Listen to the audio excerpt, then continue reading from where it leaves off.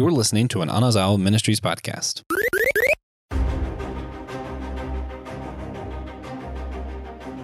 How was the Sith ideology of the Rule of Two created?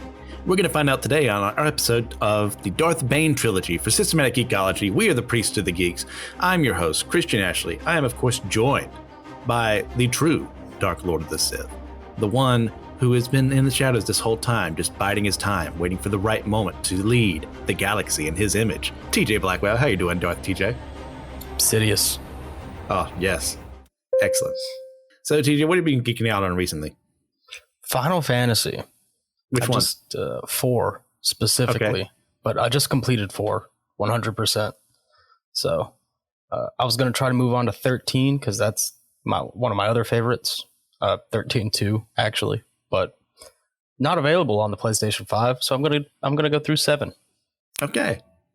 See, on my end, I don't think I've mentioned this before, but I'm going through the entire Pretty Cure series, which for those who don't know, it's a magical girl series anime, and I'm having a lot of fun. I mean, yes, Pretty Cure 5 or whatever the heck it's called now. There's a lot of spinoffs. There's a lot of stuff all over the place.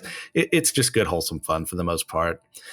So I really enjoy that. But we're not here to talk about magical girls. We're here to talk about a magical man and his ability to change forever the trajectory of the galaxy based on his ideals. We are, of course, talking about Darth Bane, who some of you may know, some of you may not. He did appear in the Clone Wars, or was it the 6th season or something like that for briefly.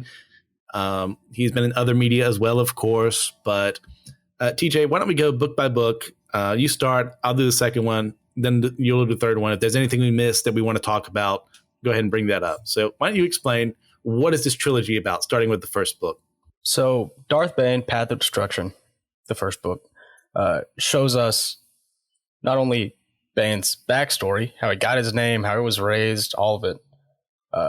Takes us through his upbringing with an abusive father and into his forced labor career as a miner of Cortosis, and his fall to the dark side, I guess you would say. It's not really a fall, in my opinion. Well, like a gradual turn? Yeah. An inevitability? Yeah. The victim of his circumstances, really. Oh, yes. But it takes us through his rise to power, meet his apprentice. That's, without getting real deep into it, that's pretty much what the first one's about. Yeah, that's a good way to put it out.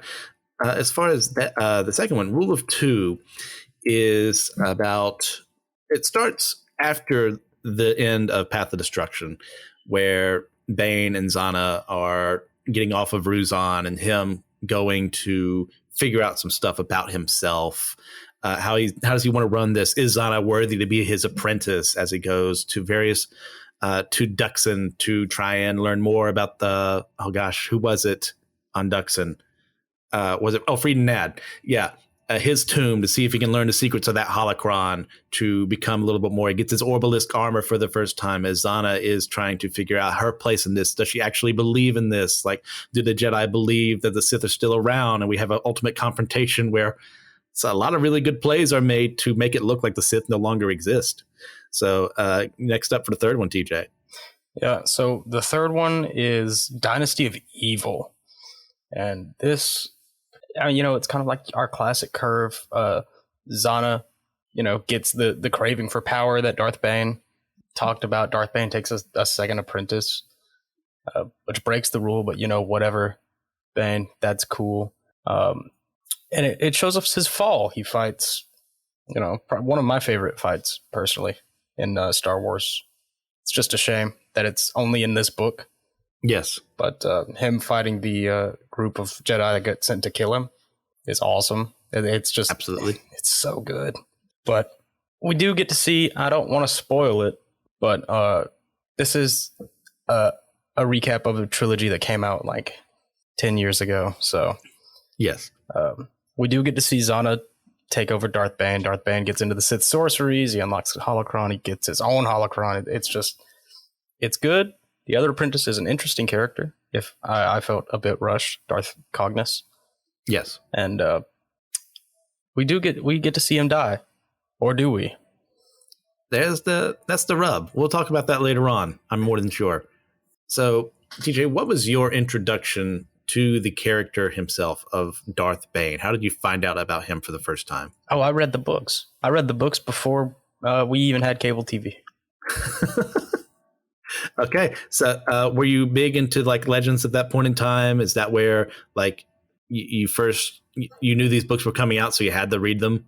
No, so I was at the point where I read these. I think when I read them, the third one hadn't come out yet, but I wasn't like super early on the jump. I was just reading a lot of Star Wars books all the time because our library had most of the Legends books. Mm-hmm. So I was just reading them. And I was reading one, I might have been reading Tempest, and I was just looking at the timeline in the front of all the books, which is a great part of the Star Wars Legends books. I always love that timeline. It's so cool to see. Mm-hmm. And I just saw Darth Bane on there, and I was like, that sounds good. I'll read that next. And I did. Yeah, I think the first time I heard about him would have been... I know I'd heard his name, but the first time I actually remember seeing him was in the Legacy comics that they have, which takes place about, I think it's like 130 some years from the Battle of Yavin, where Jedi Order has been not wiped out, but they've been raised, and you get Darth Krayt as the leader of the Sith Order, and he is going up against all these holocrons to try and glean knowledge from them, and Bane is one of the ones he tries to learn from. It's like, oh gosh, this guy looks cool. Who's he? So as time went on, explored more, and then the books came out, like, okay, yes, I'm all about this life. Yeah, it's one of my favorites for sure. I want to say he's like tied for first or second of my favorite Star Wars characters, depending on the day. Yeah, I don't know where I would rank him. He'd definitely be high up there. I mean, because my favorite is Jaina Solo. And I think, Kyle Katarn is like right underneath her, and then Luke, just to frustrate Josh. Yeah. But what? Go ahead. It's Maul and Revan and Bane. All. Oh, yeah, Revan would be up there too. All right, so what is it about Bane that makes him so captivating as like a character, in your opinion? I have no idea. Fair enough. Like he got it out the mud. He was raised horribly. Yeah, the rest of his life is just him getting his revenge, pretty much. And he doesn't do that thing where somebody's like, well, I'm going to prove them wrong. He kind of is like, well, I'm going to prove my dad right. I'm going to be the bane of everybody's existence. That's so true. It's just so amazing to see his journey from this nobody, absolute nobody. No one would ever look at him twice, outside of the fact that he's kind of tall and imposing. But then he goes to Sith soldier. Then he goes to Sith apprentice. Then he becomes a master in his own right and completely annihilates a Sith army without raising a finger, making them believe this is what they have to do, creating that thought bomb that kills them and also a bunch of Jedi too. It's a brilliant, just his tactical mind, because he doesn't start off the books very tactically. Mm-hmm. In fact, it's the exact opposite. He gets in brawls. He bites people's fingers off and gets in trouble with Republic soldiers. And yeah, to see that journey of him is like what really compels me to learn more about him. It's like, this guy goes through a lot of growth, and I really appreciate that in a character. Yeah, a ton. It's just, you get to see it so clearly. He starts off as nobody with nothing, and then becomes one of the greatest Sith Lords of all time. All right, well, going into the trilogy proper, what would you say would be your favorite out of all of them? My favorite, probably Path of Two, or Rule of Two. Rule of Two. Yeah, they're easy to mix up. Yeah, but I love these books. I don't really like the final confrontation between Bane and Xana. Mm-hmm. So the third one's probably my least favorite, but I think the second one might be my favorite. I think I would second the third one being the worst. I mean, and that's the worst of like quality stuff. So it's not like, it's like a 3 out of 10 or anything like that. It's just like, comparatively speaking, it's not as good as the others. But Yeah. mine would actually be Path of Destruction, because I love seeing his journey from this, once again, was like we said before, this nobody to this Sith apprentice who seeks after this knowledge that no one else cares about, because they have this essentially a heresy in his eyes of Sith sharing power. There not being like one central leader. Like, we're all equals, even though like everyone knows that's false, unless you're really like into the belief. But and then just him like making up his own idea for how things should be run, learning from history, which is something they've failed to do tremendously. Okay, this doesn't work. Well, let me create this rule of 2 instead. Maybe it doesn't work, but it's better than what we did before. Yeah. So yeah, Path of Destruction. There's just one guy who's like, every Sith Empire ever has failed because all of the underlings wanted to be in charge. Interesting. Yes, but it's also like they didn't really earn it either in Bane's eyes, because they did it in groups. Yep. And then inevitably that led to Civil War. And that's why the new Sith Wars in the old legacy canon went from like 2000 BBY, which is before the Battle of Yavin, all the way to 1000 BBY until they were wiped out with that thought bomb. Mm-hmm. Because they would gain victory against the Jedi, gain victory, then suddenly one leader would get assassinated, and then they'd have a civil war again. The Republic and Jedi would regroup, and the war would continue. Yeah, so the United States learned its lesson from Rome. You know, we saw what happened to Caesar, and we were like, okay, president, vice president. Yes. Yeah. Vice president's always trying to kill the president. That's what they don't tell you. Every time. Like Kamala's just waiting. Yeah, biding her time. All right. So anything more you want to say about that? Not really. Not particularly. I love the world that it establishes. I love the Old Republic era a lot. And Drew Karpyshyn is a great writer. He's really good at like fleshing out a universe. 100%. This definitely adds a lot of depth to the galaxy, exploring these worlds, some of which we've never seen before, and just to fill it in with characters and creatures and alien species that obviously in a galaxy this big would exist, and give them some substance. I really appreciate when writers do that. So out of these 3 books, and I know there's a lot of characters, but do you have a favorite amongst them besides Bane? Oh, besides Bane? I do like Xana as a character a lot. Okay. What about her in particular? The Sith sorcery, like deciding to just get really into Sith sorcery instead of just using the Force or being really good with a lightsaber. It's really interesting because no one else really does that. Like Sith sorcery is probably the least popular, like I guess, combat style. Yes. I mean, especially with old Legends canon, Palpatine kind of focused more on the Sith sorcery side of things than lightsaber combat and stuff like that. So it's neat to see that too, because you're right. It's very rare to see someone focus on that compared to the strength and power you get from overwhelming your opponents in physical combat. And that kind of like makes her a perfect foil in a sense for Bane, and like how she seeks the dark side differently than him. So I really appreciate her character too. But for me, actually, mine's not really a bit player, because he is very important to the series, but it's actually Caleb, the healer. And I really appreciate a very nuanced character like him who will treat anyone regardless, because that's what he believes. Like, I am a healer. It is my job. Sith, Jedi, soldier, rebel, terrorist, what have you. Like, you come to me, you're going to be under the best care in the galaxy. And to see his will of, man, Bane took advantage of me one time by putting my daughter in trouble. I can't ever let this happen again. It's the one time he broke his rule. And now to see her journey too later on of, you know, eventually rising to power as a princess on Doan and all this. But like that moment of, you see this father who gives up everything in his life that he's ever held dear just to keep her safe. And it still doesn't work. It's a very tragic story. Yeah. Yeah. Caleb's story is good. And it's integral, because that's how we get Darth Cognos eventually. Yes. Which, by the way, her ability of the Ikachi thing of like seeing memories, as for those of you playing Jedi Survivor right now, like it's kind of that psychometry or psychometry, however the heck you say it, of touching an object or being around an area and like you can actually see the events of the past. I love that so much. It's a great way to introduce things that characters wouldn't be able to know. So that was a really great job by Kapierson in that regard.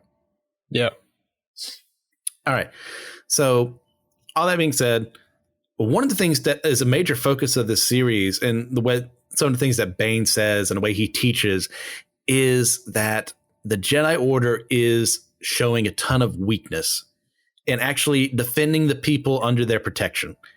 Whether that be kind of like in his own life, no Jedi came and said, hey, you guys are oppressing these people. You've got this very obvious scheme here to where people will never be able to pay off their debt. So you basically have wage slaves for the rest of your life.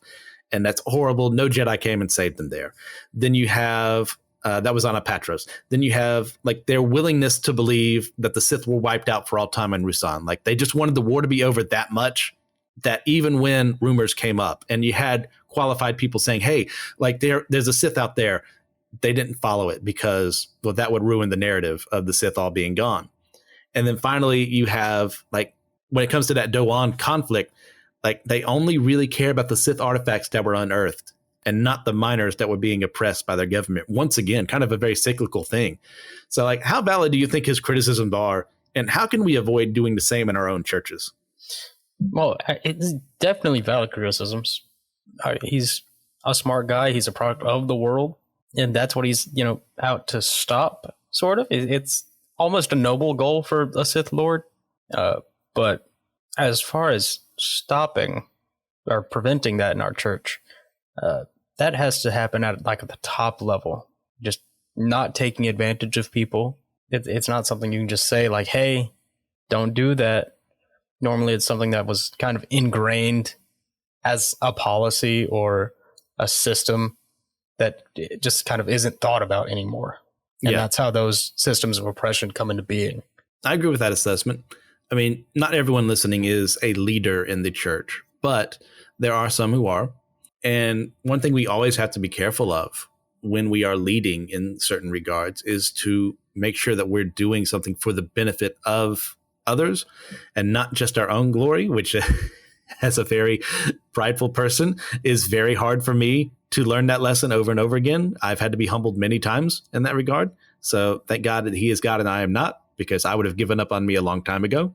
But yeah, how do we prevent that from happening? Well, sometimes we can, but we need to vouch what we're searching for in our leaders.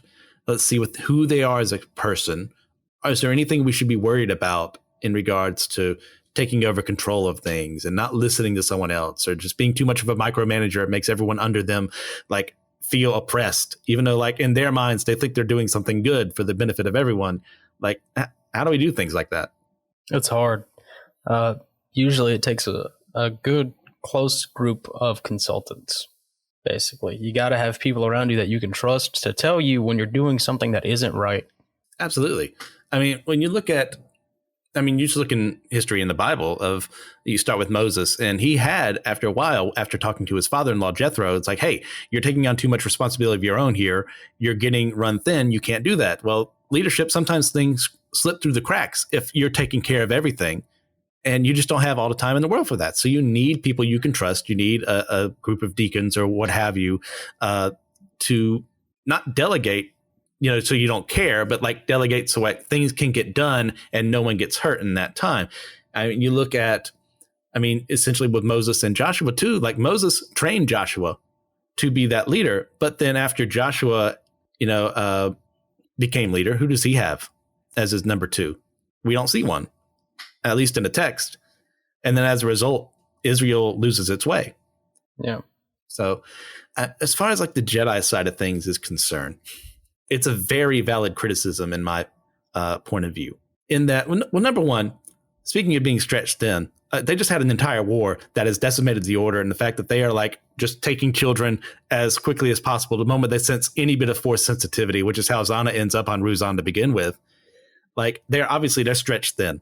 And now in their minds, the one thing they don't want to do is continue a war that costs them a lot of really good people. So I get that mindset. It's not very healthy. It's not very helpful. And we do see Farfalla when he does finally have that information that, oh, there is an actual legit Sith Lord out there. Let's go do something about it. Like something gets done. But that took 10 years. Yeah. And think of all the people Bane and Zana screwed over in those 10 years that could have been done if they had believed the initial reports. Yeah. It's, I don't know. It's not really a boy who cried wolf situation, but it feels the same. It's like, oh, no, you're wrong, clearly. We know more than you, actually. We killed the Sith. No, you didn't. Yeah. You killed a healer's son or cousin. I forget. Some familial relation. But maybe trust your people. Well, into like there's a call in the church to look after the oppressed, to look after the afflicted. And the Jedi Order is one of their jobs is to do that in this series. In Star Wars as a whole. But there's not that many of them. They can't go everywhere. And there's that very idealistic notion of we should be able to inflict change on the world because it's the right thing to do. It's like, yes, that's absolutely the right thing to do. They should be able to go to Apatros or Doan and say, hey, you are treating these people unfairly. Look at the conditions they're under. Like, money is not better than the lives being affected here. And, regulations need to be changed and stuff like that. Well, I'm sure the Jedi are doing that, but they can't be everywhere at once. And even then, once again, they can't focus on these matters at the time because there's a huge war going on. And that's not fair. That's not fun, but it's reality. And same thing, like the church can get spread too thin for its own good. It's like, focus on what you can see around you. Definitely continue sending out missionaries, stuff like that, and see if you can have change happen that way. But there's a reason Jesus says start in Jerusalem, then Judea and Samaria, then the ends of the earth, because one is more doable than the other two. All right. So, with all this going on, and we got 3 books to go through, do you have a favorite scene you really want to go into? Like that, this is why I fell in love with these books.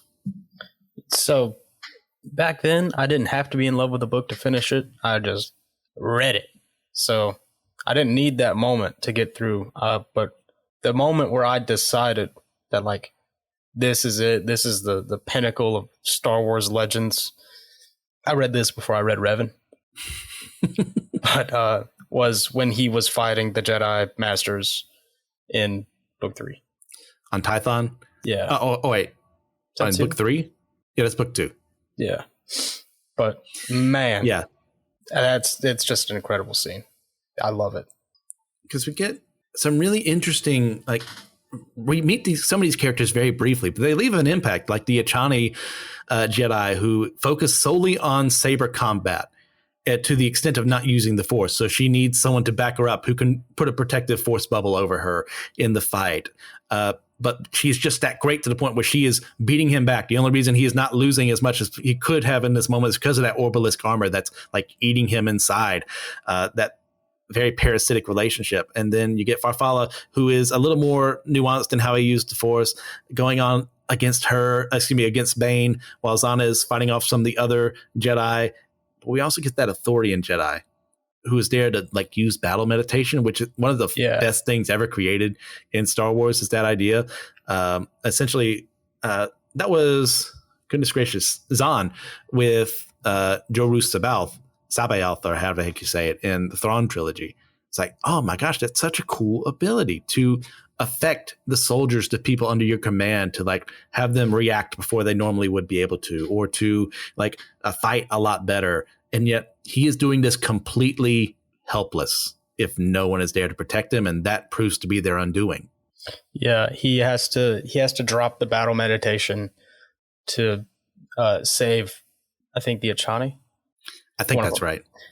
And in that instant that he drops his battle meditation, just as long as it takes to force push somebody out of the way, Zana immediately casts a spell of insanity, and he snaps, and she kills him instantly, and then she goes invisible because she's doing Sith sorcery, and she kills another. It's a great fight scene until then. Capuchin does a really great job in his action scenes. Even his non-lightsaber action scenes that you get at the very beginning with Dessel, which is Darth Bane's real name. I don't think we mentioned that yet. when he's part of the Gloom Walkers and the actions he takes, the tactics that are used. Like, you don't always see tactics being used in stories. Just like, well, war is happening and we're going to fight a battle and you just have to accept it. Like, no, he cares about those things. The logistics of moving troops at a certain part of the day instead of a different time. Like when one time they could get slaughtered for being seen, the other time they can be more hidden. It's like, oh my gosh, it's really well done. And of course, this is not my scene, but I like the duel between Bane and Kasim as well. The what was it? The Twi'lek master who fights with the double-bladed lightsaber, then reveals he fights with two blades as well. That's what he's been hiding from Bane this whole time. It's like, yeah, I'm not teaching you everything, boy. That's a really fun one. But I would go, my scene is when Bane goes on Ruusan for the first time. And he's in the council, like he's introduced himself as Darth Bane, obviously like flouting the fact he killed Kasim. Like he is there, and what are they going to do about it? And then he starts mocking Lord Khan in front of everyone for his plans and his strategies, and starts planting the seeds for that thought bomb after he had already sent that message, I think through Githany a while back. Mm-hmm. Yeah. And it's such a powerful play because, like, obviously if it's a straight on fight, he's going to lose against all those people gathered against him. I mean, he's just going to wear out after a certain point in time. But he just has the gumption to screw with them. And I really appreciate that. Yeah, he's nothing if not ballsy. Oh, absolutely. He knows he's strong, so. And once again, it's just like using what he knows of their character against them. It's like, oh, we are all equals among the Sith. Yeah, I'm calling myself Darth Bane, but I'm still a part of the Brotherhood, of course. And to openly go against me right now, well, that makes you look bad and not me. And just planting those seeds of discord that, oh, just use this thought bomb. Don't worry about the implications of if it, falls back on you and you all get wiped out. But just like, here's this gift I've given you. Like, I learned this. I was so wrong to ever leave. It's such a very Sith thing to do, and I really appreciate it. Yeah, he really embodies what I think is like the perfect Sith. Like he's well versed in everything except for sorcery, and even sorcery, he knows more than most. Yes, which is any at all, but still. And I think I really like him in the fact that as someone who really likes to research things, I mean, assuming my morals are off, I'm a Sith in that situation. That's exactly what I would have done. Gone to the archives and say, okay, well, what happened before? How do we think about this now? How do I apply some of the lessons I've learned from how people screwed them up in the past or succeeded at? It's like, I really appreciate that tactical part of himself that he learns that he's capable of along the way. Because like the Dessa we see at the beginning is not the same Bane we see at the end of the first book or even at the end of the series. Yeah, the Dessa was only alive because he was a big guy and he had the Force. Yes, pretty much. So, personally, I've always had an issue with villain protagonists because after a while, some writers are really good at, making them like, hey, this is still the bad guy. And then other writers will say, no, actually, they're the good guy in this situation. They're just doing bad things. And I think for sure Capuchin does not feel the latter. I think he for sure is that person is like, Bane is an evil man doing evil things. It makes sense in his own mind why he's doing those things. That's why he's so interesting. But he's still, at the end of the day, he's a Sith. Like, how do you feel about how like villain protagonists are handled within Star Wars and other media as well, if you would like? Within Star Wars, we have some great examples. Two notably, at least, off the top of my head, are like tip of the ice or bottom of the iceberg, like the good Star Wars content, like the best stuff in the franchise. Revan and Bane. Mm. And Revan's kind of like, well, he's trying to do the good thing, but he's doing evil things to do the good thing. And then he loses his way. But this isn't a Revan episode. No. And when it's handled really well, I think people like to cheer for a good villain. I like to cheer for a good villain, even if they're not, the protagonist of the story, like Darth Maul. I love to see Darth Maul succeed. It was great when he became a deuteragonist and the final season of the Clone Wars. Yes. And I think Capuchin does it really well. Extremely well. I'd second all that. Because once again, he doesn't lose sight of it. I think, in my opinion, I'm going to make some people upset. Breaking Bad, after a bit, I don't think all the writers felt this way, but I felt some did, that Walter White was a good man and he just had to do these terrible things. It's like, no, from the very beginning, he was entitled, he was prideful, and as a result, a lot of people were hooked on drugs and died. It's like, I do not ever think Walter White was a good man in the series. Not that he didn't do good things, not that he didn't look after people every now and then, but it just annoys me when people go, "Oh, well, he's the hero." It's like, no, that's not what the word protagonist means. This is a tale of caution. And I think when I get to my recommendation, I'm actually only going to do like the first 4 seasons of it, because Dexter, kind of the same thing. It's like you get that sense of, yeah, okay, he's killing serial killers. Like, that's a good thing, but he's doing it because he has this desire to kill people. That's not good. It's noble. So, at least. Yeah. At the end of the day, like, sure, less people would die as a result, but also it costs a life in order to do that, instead of them getting their due time in court, which, we can go to that, the Punisher kind of angle of things. But yeah, it just annoys me when people don't handle this well. And one thing that I never felt throughout this entire trilogy is that Kapirshin wanted Bane to be someone we liked for being an actual good guy. Yeah.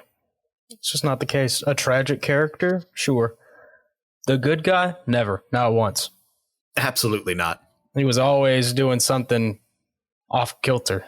Yeah, even in moments where, like, he is, to an extent, he's kind of soft on Zana sometimes, even when he's being cruel, because he does care about her. That humanizes him a little bit, but it's all for the purposes of continuing the rule of 2. Yeah. All right. Yeah. Anything else for that? I'm good. Okay. So in light of that, we kind of mentioned earlier, it kind of leaves on a bit of a, not necessarily like cliffhanger, but like a moment of, is this actually happening? Where Zana wins the fight, the final duel against Bane. But earlier in the book, he had sought after the holocron of Darth Anadu and found a way where he could possibly transfer his spirit inside of someone else's body. And there's a moment where she kind of uses that hand gesture he does, if I'm remembering correctly. And you go, wait, is Zana in control or Bane in control? So if this series had become a tetralogy and not a quadrology like I thought it was before I researched this, what would you have liked to have seen happen? Yeah, so for the 4th book, big fan of Darth Bane, big Darth Bane homer. I kind of agree with Darth Bane's philosophy, motivation for looking for that holocron to transfer his spirit into another body, because I don't think Zana's strong enough to do it. I don't think she's strong enough to be the Dark Lord of the Sith. She won the duel, so, whatever.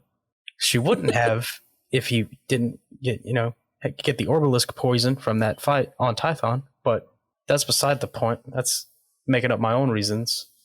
Yes. What I would have wanted back then would have been to see that Darth Bane is now in Zana's body and trying to learn how to, keep going on with what he was doing in a completely different body with a completely different skill set. So I've spoken before how much I hate ambiguity on this show. And the fact that we don't know who's in charge irks me.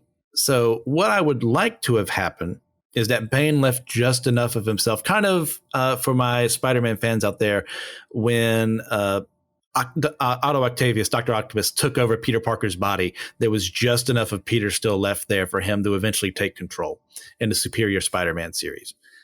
Like, this sense of Zana is in control, but she starts feeling Bane's voice or his presence or something like that. And eventually she realizes, oh no, he's still essentially alive as this kind of force spirit thing, and he's looking to take over my body. Let's have him, like, over certain portions of this novel, take control away from her, do what he would have done instead. But then at the very end, she proved that she had the right to be the Dark Lord of the Sith by beating him in this manner, showing that she had beaten him not only physically, but mentally and spiritually as well. Yeah. I do think that Bane it didn't work and Bane just lost. I do think Zana's in control, but that's partially because Cognos was there, and I think Cognos interfered, kind of clouded Bane's ability to use the Force to his fullest capacity. Yes. That's whatever. I just want to know that if he had the chance to do it again, would he go back and get the Orbalisk armor again on Zana's body? I would. Yeah. I mean, you think with her being able to use Sith sorcery, maybe there's some way that the drawbacks wouldn't be as bad compared to him when he was infected with the parasites, because they were so useful to protect him while at the same time he was under constant pain. They were constantly feeding off of his dark side energy. So like they're pros and cons, but like, would she be able to do it better than him? Maybe, possibly. But it also helped that he was big and strong. She was not that. Yes, very true. Yeah, physically, there's a big difference between the two. But on the Force side of things, I don't know if she may have an edge in that regard. It all depends. Like, because she may even be able to make friends with the parasites. Like Luke in some Legend stuff has done this before. I think it was Trusa Bakura, had like a parasite or something inside of him, and he contacted it in the Force and like, hey buddy, like this is bad, be my friend. It's a little more nuanced than that, but there is precedence for something like this happening. Yeah. Anything else you would like to see in a particular tetralogy? Not necessarily. Not one thing in particular. At least I would watch Darth Bane do anything. Fair enough. I would like to see how Cognos is as an apprentice. I would like to see how Zana would train her. Like, what did she learn from Bane? How would she do things differently from him? Right. Learning Zana's actual ambitions aside from just kill Bane. That'd be good. Fun. Yeah. All right. Well, do you have anything else you'd like to discuss before we wrap things up here? Yeah. Darth Bane has the coolest character design I've ever seen in Star Wars, in my opinion. I'm not talking about the comic books. I think it was kind of chunky and weird. But just theoretically, like covered in snail armor, cage helmet, which I feel like a lot of artists leave out of when they do Darth Bane. It's like he has to wear a helmet, a cage helmet on his head, or the snails will crawl over it in his sleep. And like, sure, he can take it off during the day, but it's there. And his lightsaber was hooked like Count Dooku's. They also usually ignore that. Mm-hmm. That's awesome. That's a great design for a lightsaber. Oh, I see. Obviously, this being a audio medium, none of you can see what I see, but that is indeed hooked. So do you have anything else you'd like to add before we before we wrap things up? As far as Bane is concerned, that's it. That isn't just rambling. Fair enough. All right. So how would you rate and review series as a whole and individual books? Oh, as a whole, the series is 9.5 probably. Okay. The first one is easily 9.5. The second one, probably like 9.75. What's so frustrating? And the third one, Continue. I'm just going to get a 9 from me. Okay. I would give the series as a whole a 9.5. And so same as you in that regard, if I remember correctly, for what you just said. Then I would give the first book a 10. Like it draws me in. I'm there for it. I want to see his journey from nobody to Sith Lord. Yes, please. The second book, I'll give it a 9, maybe a 9.5 if I'm feeling particularly generous. And the last book, I'll give about an 8. Harsh. So I don't think that works number wise, but you know what? I don't care about any of that. I'm going to give the numbers I want. So thank you all for listening to this special episode. If there's any other Star Wars content you'd like us to talk about, let us know. We'd be more than happy to. Chances are, unless it's the Old Republic, TG and I will know about it. And I'm sure there are other people who've experienced other parts of the Star Wars old Legends canon. I'm not familiar with the newer stuff as book-wise, so I apologize for that. But I will read something for you if you want me to. Yeah, okay, that's good to hear. So what is your final recommendation for the audience? Final recommendation, a little book called Star Wars, Darth Bane, Path of Destruction by Drew Karpyshyn. Ah, I see. Well, if you haven't heard that before, that's what you should read. That's a good recommendation. I will say, like I mentioned earlier, my recommendation is the first 4 seasons of Dexter. It's not a perfect show.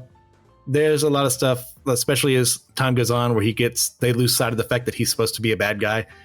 And that's why I say 1 through 4 instead of 5 through 8. Not to say, or 9 or whatever heck it went. Not to say that there isn't anything good in those seasons. It's just not as good as the beginning. So, guys, thank you for listening to this episode. If you have a moment, please just give us a 5-star review on your podcasting platform of choice just to help us reach more people that way. It's extremely helpful for us. You can also head over to our YouTube. We're doing a lot of new series there. Some of our Patreon exclusive stuff, like Drinks with Tejas, are now moving over to YouTube. So if you want to hear TJ talk about the drinks that one of our hosts or one of our guests is really into, that's the place to go. Also, as well, check out our Discord to just have more conversations with us, especially if you have episode topic ideas. We'd love to hear your feedback there. Remember, we are all a chosen people, a geekdom of priests.